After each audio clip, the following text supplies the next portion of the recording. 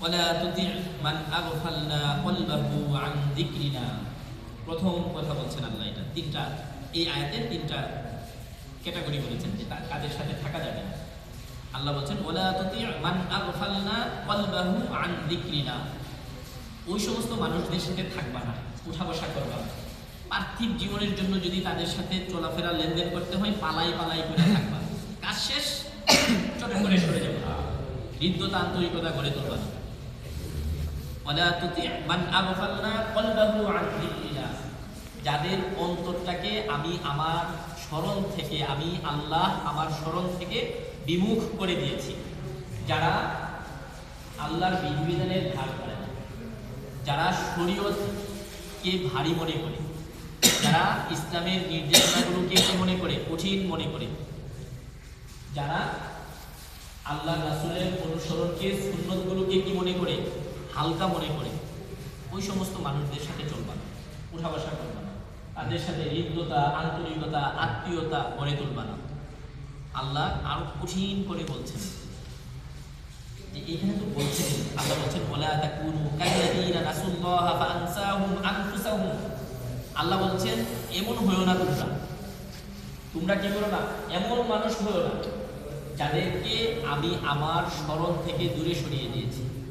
তোমরা এই সমস্ত মানুষের অন্তর্ভুক্ত হয়ো না। ওয়ালা তাকুনু কাল্লাযীনা নাসুল্লাহা ফাআনসাহুম আনফুসাহুম, যারা আল্লাহকে ভুলে যাওয়ার কারণে আমি আল্লাহ তাদের নিজেদেরকে ভুলিয়ে দিয়েছি।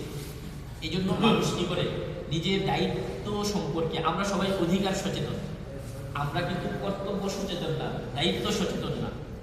এই জন্য আল্লাহ বলেছেন যে যারা আল্লাহকে ভুলে যায়, আল্লাহ তাদের দায়িত্ব সচেতনতা কর্তব্য পরায়ণতা এগুলা থেকে উদাসীন করে দেয়। এরপরে আমরা শুধু অধিকার সচেতন হয়ে যাই। হ্যাঁ, বিষয়টা এমন কিনা, তখন শুধু আমি কি পাইলাম এই হিসেব করি, আমার যে কি দেয়া দরকার, আমি আমার স্ত্রীর কাছে আমার কি কি অধিকার আছে ওইটা তালাশ করি, কিন্তু আমার স্বামী হিসেবে যে আমার কি কি কর্তব্য স্ত্রীর প্রতি, কি দায়িত্ব, এটা আমি চিন্তা করি না। ওমর রাদিয়াল্লাহু তাআলা আনহুর কাছে এক বাবা এসেছেন, এক বাবা অভিযোগ নিয়ে এসেছেন যে আমার ছেলে আমার কথা শুনে না। ওমর রাদিয়াল্লাহু তাআলা আনহু বলছেন ছেলেকে নিয়ে আসো, যাও। ছেলেকে নিয়ে আসছেন বাবা, আসার পরে ছেলে বলতেছে আমার কথা শুনবেন তো। হ্যাঁ, এক পক্ষের কথা শুনেই তো আর বিচার করতে পারেন না, আমারটাও শুনেন। আমার বাবার কি কোনো দায়িত্ব ছিল না আমার প্রতি? ওমর রাদিয়াল্লাহু তাআলা বলছেন হ্যাঁ অবশ্যই ছিল। তো বলেন কি কি দায়িত্ব ছিল? বলছেন যে তোমাকে একজন নেককার মা দেওয়ার কথা ছিল তোমার বাবার, তোমাকে একটা ভালো নাম দেওয়ার কথা ছিল তোমার বাবার, তোমাকে দিন শেখানোর কথা ছিল তোমার বাবার। এই দায়িত্বগুলো তোমার বাবার ছিল তোমার প্রতি। ছেলে বলতেছে এর একটাও আমার বাবা পালন করে, এর একটাও কি করেনি আমার বাবা পালন করে নেই। আমার মা যিনি ঝগড়াটে, আমার নাম কি নাম ছিল ভুলে গেছি আমি, তো নাম একটা রেখেছে যেটার অর্থ সুন্দর না, আর দিন তো শিখাই না। ওমর রাদিয়াল্লাহু তাআলা বলছেন বিচার শেষ, তুমি তোমার ছেলের দায়িত্ব, তোমার ছেলের যে অধিকার ছিল তোমার কাছে, এই অধিকার আদায় করো নাই, তো তোমার ছেলে তো তোমার পাওনা দিবে না। তো এই যে আমাদের অবস্থাটা, আমরা যখন যখন আমরা আল্লাহকে ভুলে যাই, আল্লাহ আমাদের দায়িত্ব জ্ঞান দূর করে দেয়, তখন আমরা নিজেদের দায়িত্বগুলো বুঝি না।